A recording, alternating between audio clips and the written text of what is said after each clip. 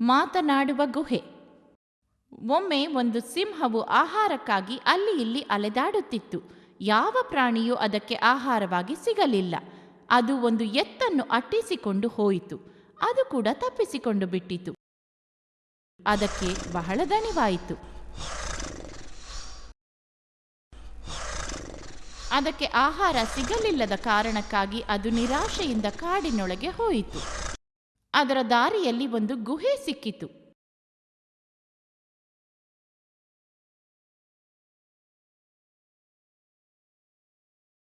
ಸಿಂಹವು ವಿಶ್ರಾಂತಿಗಾಗಿ ಆ ಗುಹೆಯ ಒಳಗೆ ಹೋಯಿತು.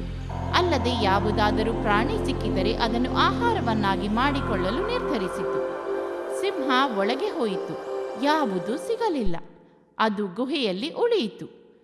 ಅದು ಯಾವುದೇ ಪ್ರಾಣಿಯ ಬರುವಿಕೆಗೆ ಆಸೆಯಿಂದ ಕಾಯುತ್ತಿತ್ತು. ಸ್ವಲ್ಪ ಸಮಯದ ನಂತರ ಆ ಗುಹೆಯಲ್ಲಿ ವಾಸಿಸುತ್ತಿದ್ದ ನರಿ ಹಿಂದಿರುಗಿತು. ಗುಹೆಯ ಬಳಿ ಯಾವುದೋ ಪ್ರಾಣಿಯ ಹೆಜ್ಜೆ ಗುರುತನ್ನು ಅದು ನೋಡಿತು ಮತ್ತು ಹೆಜ್ಜೆಯ ಗುರುತು ಗುಹೆಯ ಒಳಗೂ ಹೋಗಿದ್ದವು. ಓ, ಇದು ಯಾರ ಹೆಜ್ಜೆ ಗುರುತಿರಬಹುದು? ಇದು ಸಿಂಹದ ಹೆಜ್ಜೆ ಗುರುತಿರಬಹುದೆಂದು ನನಗನಿಸುತ್ತದೆ. ನಾನು ಒಳಗೆ ಹೋದರೆ ಅದು ನನ್ನನ್ನು ಕೊಲ್ಲುತ್ತದೆ.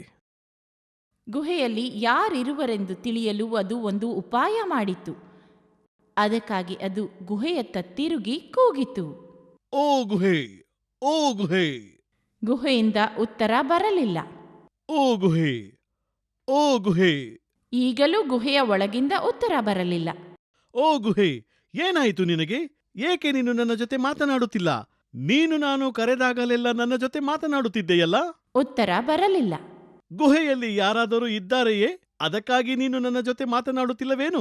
ನೀನು ಮಾತನಾಡದಿದ್ದರೆ ನಾನು ಹಿಂತಿರುಗಿ ಹೋಗಿಬಿಡುತ್ತೇನೆ ಎನ್ನುವುದು ನಿನಗೆ ತಿಳಿದಿಲ್ಲವೇ? ಸಿಂಹವು ಮೂರ್ಖತನದಿಂದ ಗುಹೆ ನರಿಯ ಜೊತೆ ಮಾತನಾಡುತ್ತಿತ್ತೆಂದು ಯೋಚಿಸಿತು. ಆದುದರಿಂದ ಗುಹೆಯ ಬದಲಾಗಿ ತಾನು ಮಾತನಾಡಿದರೆ ನರಿ ಒಳಗೆ ಬರುತ್ತದೆ ಮತ್ತು ನಾನು ಅದನ್ನು ಕೊಲ್ಲಬಹುದು ಎಂದುಕೊಂಡಿತು. ಹೀಗೆ ಯೋಚಿಸಿ ಸಿಂಹ ಉತ್ತರ ಕೊಟ್ಟಿತು, ಕ್ಷಮಿಸು ಗೆಳೆಯ ನರಿ, ನಾನು ಸುಮ್ಮನೆ ನಿನ್ನ ಜೊತೆ ತಮಾಷೆ ಮಾಡಿದೆ. ಒಳಗೆ ಯಾರೂ ಇಲ್ಲ. ನೀನು ಧೈರ್ಯವಾಗಿ ಒಳಗೆ ಬರಬಹುದು. ಈ ಧ್ವನಿ ಸಿಂಹದ್ದೆಂದು ನರಿಗೆ ಅರ್ಥವಾಯಿತು. ನರಿ ಜಾಗರೂಕವಾಯಿತು ಮತ್ತು ಉತ್ತರಿಸಿತು, ಹೇ ಸಿಂಹ, ಒಳಗೆ ಬರಲು ನಾನೇನು ಮೂರ್ಖನೆಂದುಕೊಂಡೆಯಾ? ನಾನು ಒಳಗೆ ಬಂದರೆ ನೀನು ನನ್ನನ್ನು ಕೊಂದು ತಿಂದು ಬಿಡುವೆ.